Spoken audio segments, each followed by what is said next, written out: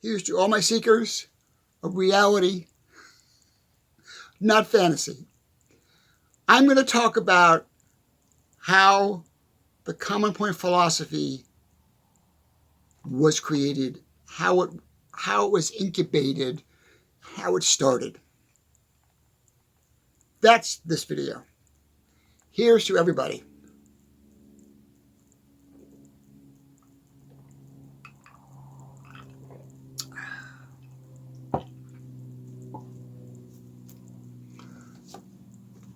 Do not click away. This is going to be an amazing video.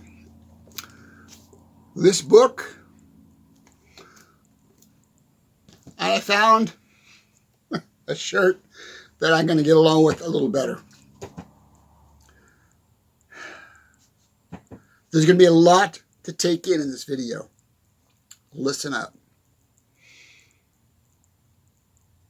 When I was a little boy, I got to give you some history about myself. When I was a little kid, 7, 8, 9, 10 years old, we were indoctrinated into the Catholic Church. I'll never forget, St. Cecilia's Catholic Church in Clearwater, Florida. My mom used to bring us down there. I was an altar boy. I did all that. We did the confirmation. We did the communion, me and my sister. My sister's name was Diane. She was 2 years older than me. I remember, if I can find them, I'll put them on a link. I remember us all dressed in our robes and our little caps and our little Bibles and our little rosaries and all that bullshit. I remember going through all that when I was a little kid. So my father, it was my father's doing more than my mother's doing. My mother was more Southern Baptist. My dad was a serious Catholic. My grandmother was, like you see in the movies, in her bedroom she had the dresser, with the shawl, with the cover on the cover on the dresser, with all the candles burning and the crosses and the crucifix and the picture of Jesus, and she prayed to the candles and she did all her Marys and her All Fathers. And so that's where the Catholic thing came from my dad. And since they were married, my dad insisted that we grow up being Catholic. So that was the beginning of that. Okay, I'm going to patent every now and then because it's hot in here. And we're just going to get through it. Bear with me. So fast forward from being a tween to being a teenager. My mother sold property in Clearwater. We bought some land, quite a bit of land, in Lake Tarpon, which is next to Tarpon Springs, Florida, which is about, 20 miles to 25 miles north on the Gulf Coast from St. Petersburg and Tampa. She bought this property, and let's fast forward again. She started a farm. We had cattle and all that kind of stuff. It was a great childhood. It was a great way to be a teenager. I had a horse, all that kind of stuff. Get to the meat. Get to the subject. Subject is, as I was growing up, 17, 18 years old, 19 years old, I questioned Christianity, and I questioned religion, and I questioned all that in my mind. I thought, wait a minute, none of this makes sense. This is all indoctrination. This is all what somebody told me to believe. This is not what I believe. This is what I was told to believe. And most kids my age back then didn't even think about it. Oh, well, okay, I'm going to be this, I'm going to be that, I'm going to be like my mom and dad, and they would go forward and they'd be like their mom and dad. And then pass on the religion. That's a religion that gets passed on. I was a rebel. I always was a rebel. Oh, I still am. And I decided that I would do some research. And I did some soul searching, for lack of a better word, and looking into this, into the history of Christianity, history of religion. And I thought, this isn't for me. This is not for me. To me, I saw it as just manipulation and bullshit. So, a couple more years went by, and what I used to do is, because I love nature, I love being connected to nature. And so, the front of the property was cleared. We had a house, we had a barn, we had a garage, a tractor, all that kind of stuff, a working farm. In the back, we had a huge piece of property. It had to be 80, 90 acres of just woods. And there was a swamp back there, and there was a stream back there. And I would walk back there, and I would see bobcats, I would see gopher turtles, I would see eagles, I would see hawks, I would see alligators if I went near the swamp. I see all this wildlife, and I would go back there, and I also don't stop. I had a dog named Lucky. He was a beagle. He was my buddy. He'd come with me. So me and Lucky would walk through the woods all the time. We'd spend 2 or 3 days, every other day or every couple of days, we'd go walk through the woods. And I went there, and one day, and there was a certain spot I used to go to all the time, and I would sit there. And I would look at nature. I'd see the moss hanging from the trees. I'd see the orchids, the beautiful orchids growing from the trees. And my mind was going like, how did all this happen? How did all this become? How did all this amazing life become?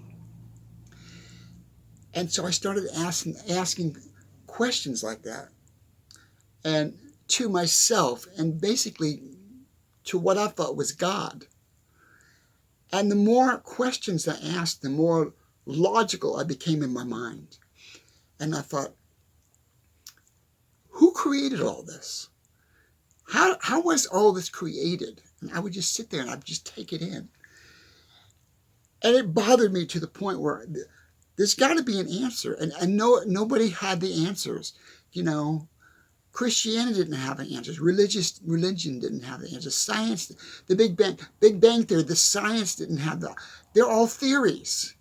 There's no proof. It was all theories, all conjecture, theories, and people saying, well, that happened this way and that way. And it was all confusion to me. And I thought, there's got to be an answer to this. And every time I went back there, and I would go to the same spot, and I'd sit there and I'd go,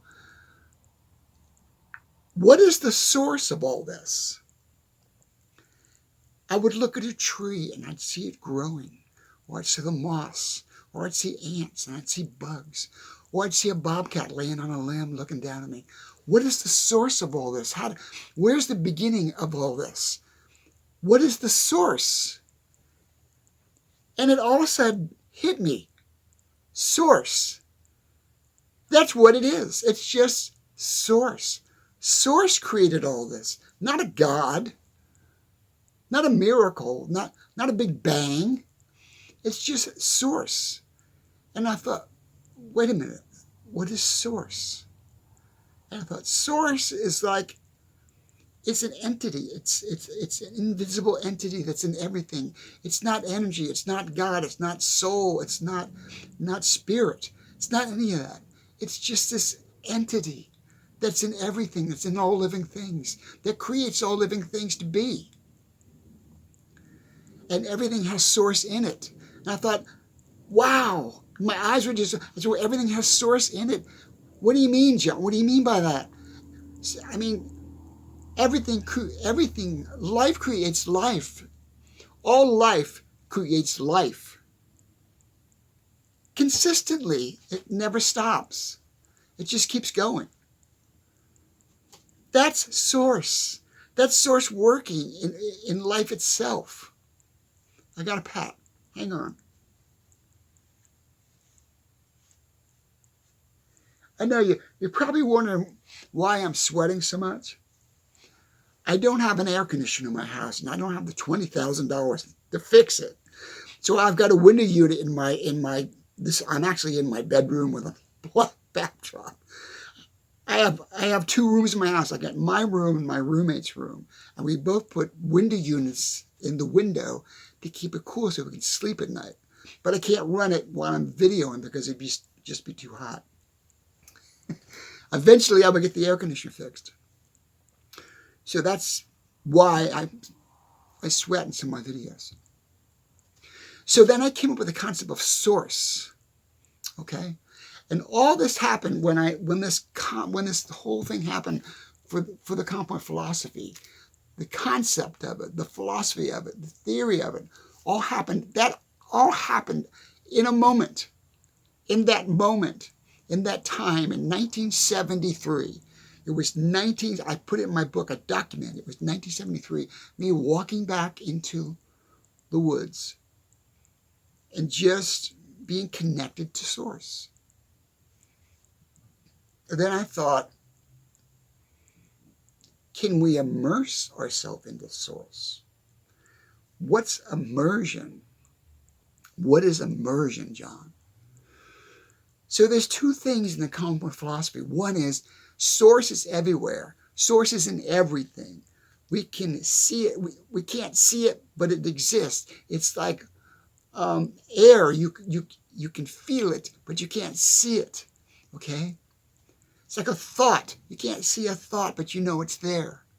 That's Source. Source is in everything. Everything that exists contains Source. You might say, oh, is that spirit or soul or God? No, it's not. It's just, it is what it is. So here I'm 23 years old, and all of a sudden, boom. All this is happening with me. I'm literally in the middle of a woods thinking about all this. So when Source came into my mind, I thought, well, how do we deal with it? How do we use it? How do we see it?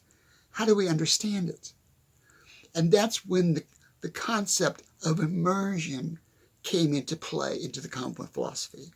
It's about you immersing yourself into whatever you want to do, whoever you want to be, however you want to think. It's immersion.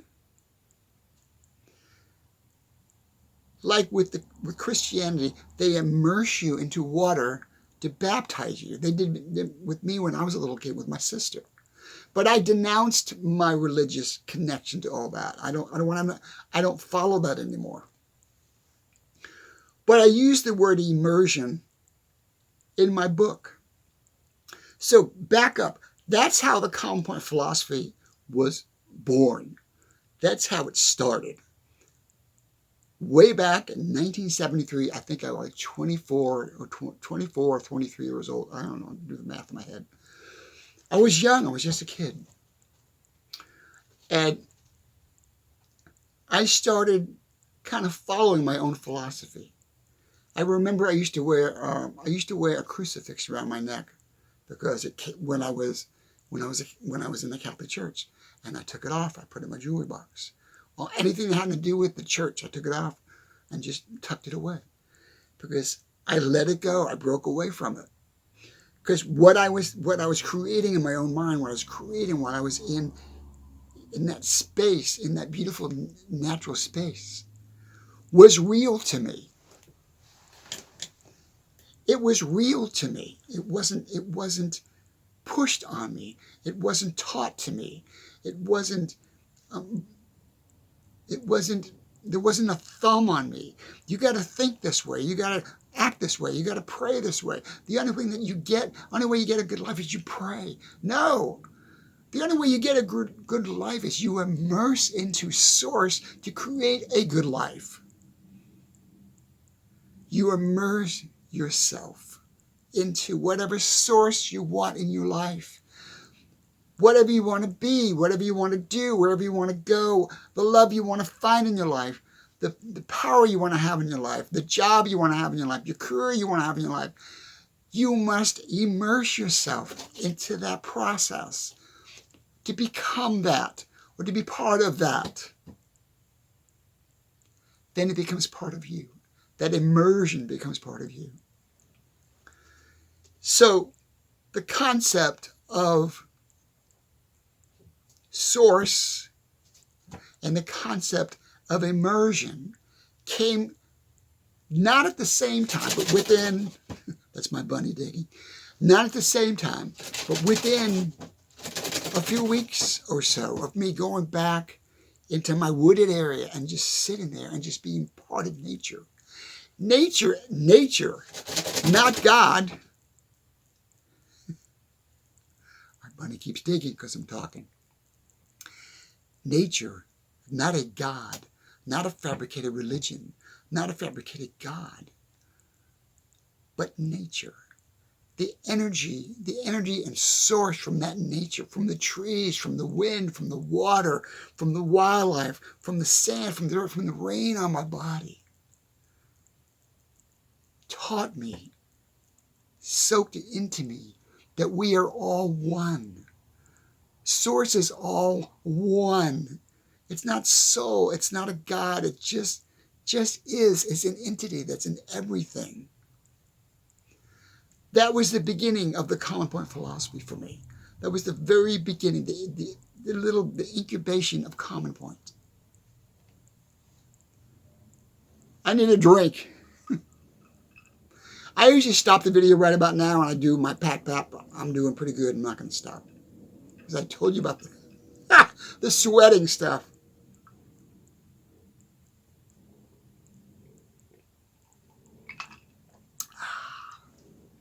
Must pour more. Don't go anywhere. Hang on.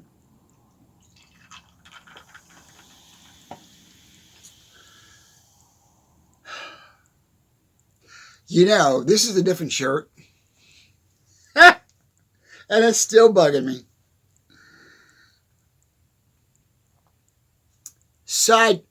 A side note. Then we're going to get back to the subject.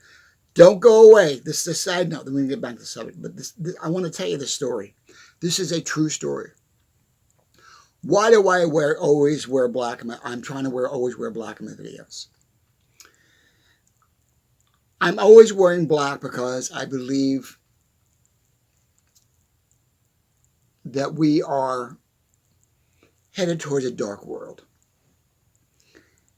And it is my way of saying, think out of the box, think with light, think with color, think with joy, think with love. That's why I wear black. I got it from, you're not going to believe this, but this is true. I was on a tractor one day on the farm. Like I said, we lived in Tarpon Springs, Florida. Up from Tarpon Springs, Florida was Newport Richey and Port Richey. And there was a river that went there, and there was a house on the river, and the Carter family owned a summer home. June Carter, which was the wife of Johnny Cash, had a summer home up in Newport Richey, Hudson, Florida.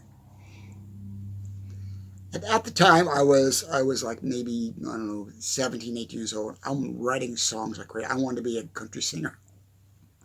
I wanted to be in the country music thing and do my music. That's a whole nother career. And I was riding on my tractor, and I was bush hogging, which is mowing pasture land. And my dad came out with a pickup truck one day, and he said, "Johnny, what? Why don't you take your songs up and go talk to Johnny Cash?" And I'm going, huh? Well, they knew each other. And I just knew Johnny Cash as a country singer. I didn't know anything more about it. I didn't know he lived up the road from us.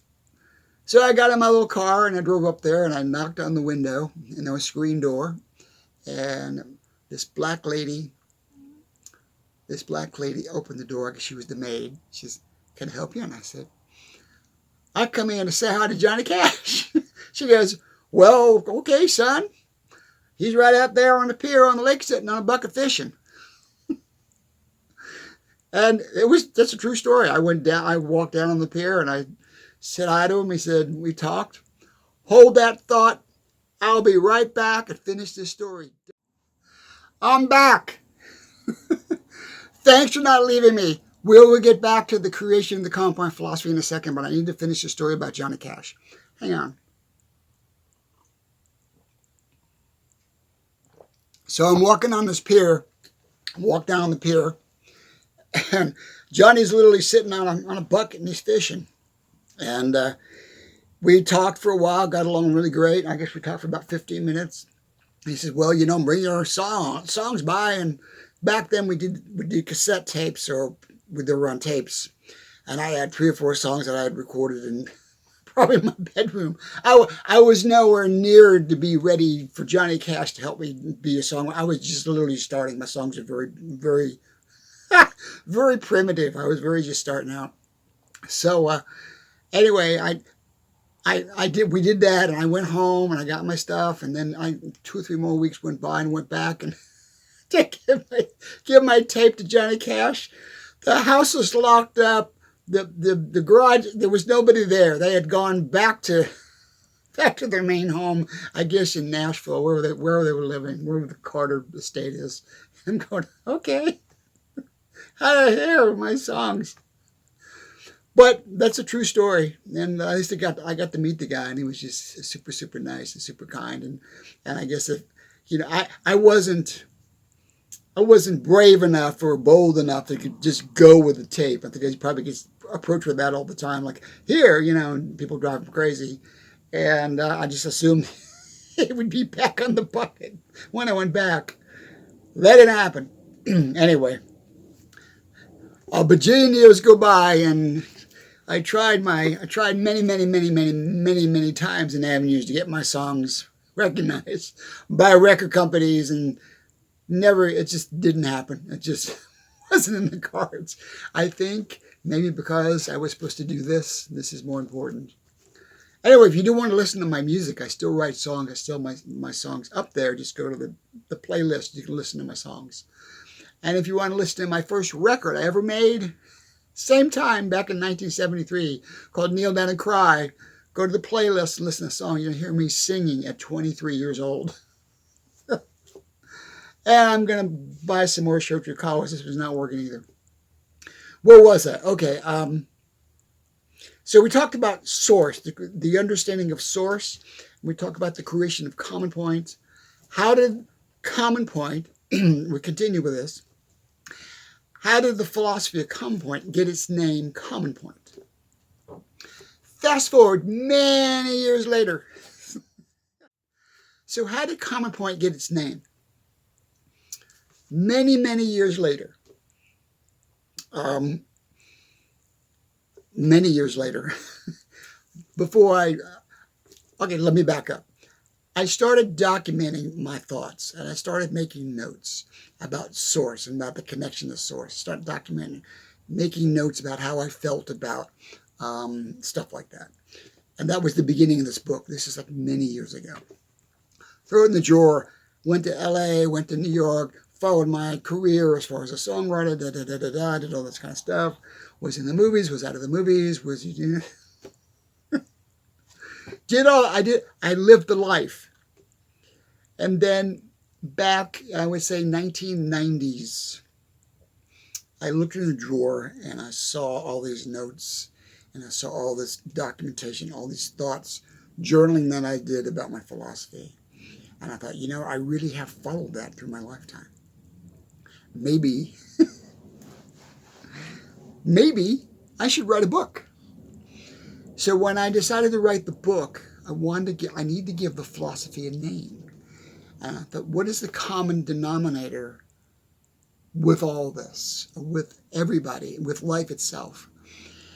And everything has a common point. Everything in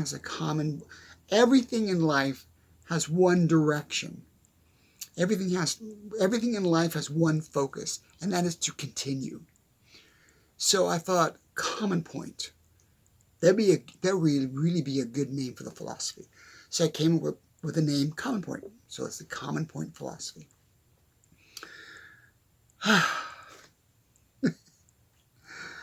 I know, I need to have my bunny in the videos. I know, he's in his, I don't want to say cage, he's in his home over there on top of a bench over by my closet.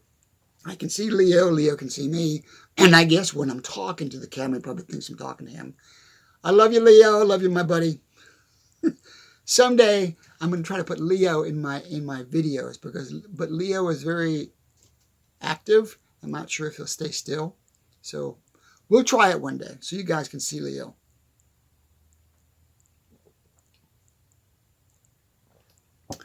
So let's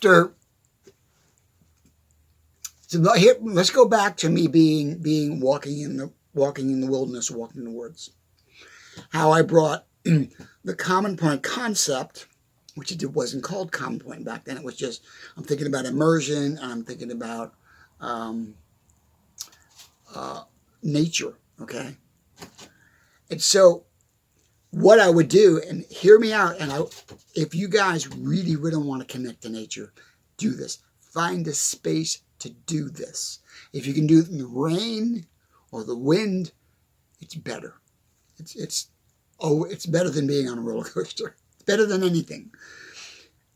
If you can do this, I used to go back, and this was me spending more and more time going back there and just doing internal searching, mentally, physically, and being connected to nature, connected to source. And I would go back there, and I would bring a blanket sometimes, maybe not, bring some food, maybe bring a sandwich. I would take off all my clothes. That's when I started really getting connected, really connected to nature itself. I would, because I'm literally, there's nobody there. There's just me, the wildlife, the trees, the wind, the rain, the breeze on your body is an amazing experience. And that was my very, very first immersion, internal immersion with myself, with nature. And it was amazing. And it's not meditation. It's not anything. It's not praying. It's just derobing and literally standing there, just standing there. And I remember one day it was raining, and just light rain and mist on my body, my whole body. And I felt nature on my body, and I felt the wind on my body. And I'm just standing there with absolutely no clothes on, just being with nature. And it wasn't wrong. It wasn't shunned. It wasn't taboo. It was just being human. Being a human being, just being a human being, connecting to the world, connecting to nature, connecting to source, being part of source. And that moment, and I am going to throw the shirts away, that was the moment that I had an amazing revelation. Like, wow, this is huge. This is huge. This is amazing. This is just amazing. The feeling, the connection to nature was just unbelievable when you can do that. And I want to be able to do that. I talk about building my retreat, my getaway. I want to be able to do that. I want to be able to take a group of people and just stand in the rain naked. It's not about sexuality. It's not about gawking. It's not about taking advantage. It's not about any of that superficial bullshit. It's about being connected to the earth, connected to the atmosphere, connected to nature, connected to, if you want to call it, God or source. Connected to that. We're losing that connection. Human beings are losing that connection. And religion, all the religions, take that connection away. Think about it. All the religions on the planet take that, they remove that connection. It's only about connecting to a God, or connecting to another human being, or connecting to dogma, or connecting to a certain way of thinking. It's not connecting to nature. All religions take nature out of the picture. All religions say, to me, all religions say nature is beneath us. Nature, wildlife is beneath. Humans are above that. We're not above that. We're equal to that. That's another thing that I learned, that I grasped so strongly when I would walk back into the woods, and I would be there and I would feel nature on me. I understood. I didn't have to learn it. I didn't have to study it. I didn't have to be brainwashed into this thinking that I am just part of this amazing process. We all are a part of this amazing process. Don't lose that. Don't lose your human essence. And if you can, find a place. If you can go into a clothing optional retreat, or if you can go to a beach, or if you have a wooded piece of property where you can go and you can just take off and you can just be. No cell phones, no technology, no AI, None of this bullshit that we're creating. Because what we're creating is the end of the human essence, end of human experience. That's what we're ending. That's the other reason why I am pushing so hard to develop a following for the Common Point philosophy. It's to remain human. It's about remaining human. I know the shirts. I need to go find. I need to go find a tight collared like this, a tight collared black shirt. So I'm not doing this all the time because it probably drive you guys nuts too. I apologize, and I don't apologize about my bunny scratching, but he's just scratching because he hears Dad speaking, which is understandable. That's why it's in the background. So in a nutshell, let's review. The Common Point philosophy was established in 1973 as I was spending time back in my mom's farm in the woods, connected to nature. That's how the Common Point philosophy started. I came up with the concept of immersion and source, all within the same time period. And then I developed it, and I developed it, and I developed it. So here is something that you can do real quick. Talking about immersion and source. Pick anything that you want to achieve. Anything. Pick something simple. Pick something very simple you want to achieve. Let's say you want to lose weight. You want to lose weight. If you immerse yourself, this is immersion. If you immerse yourself into that immersion, the source of that immersion will push you forward, will give you knowledge, will give you wisdom, will give you strength to lose weight. What do I mean by this? Take the time. You want to lose weight.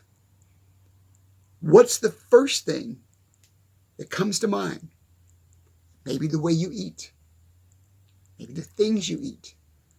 Maybe the people you hang around with. Maybe your sleep habits. Maybe your exercising habits. Whatever. Pick one of them. Don't overwhelm yourself. Pick that source. Say, well, I'm going to start with, me personally, I would recommend you start with by exercising.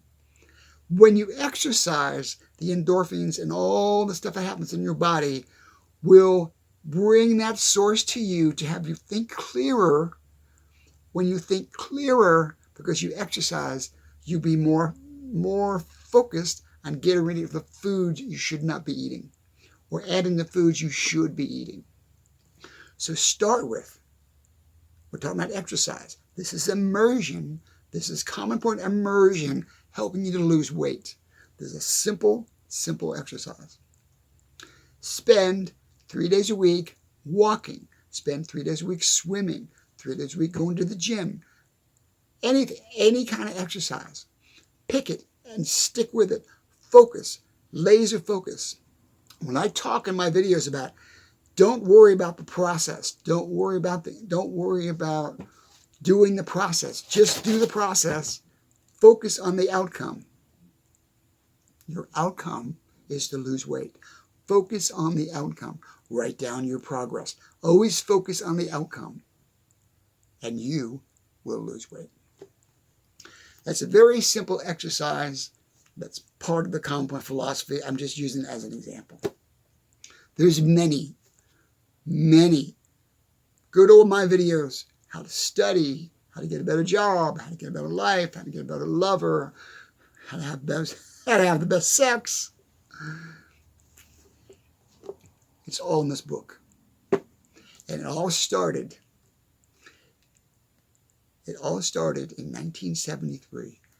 Me going back to my space in a wooded area on my mom's farm when I understand what source was, when I understand what immersion was.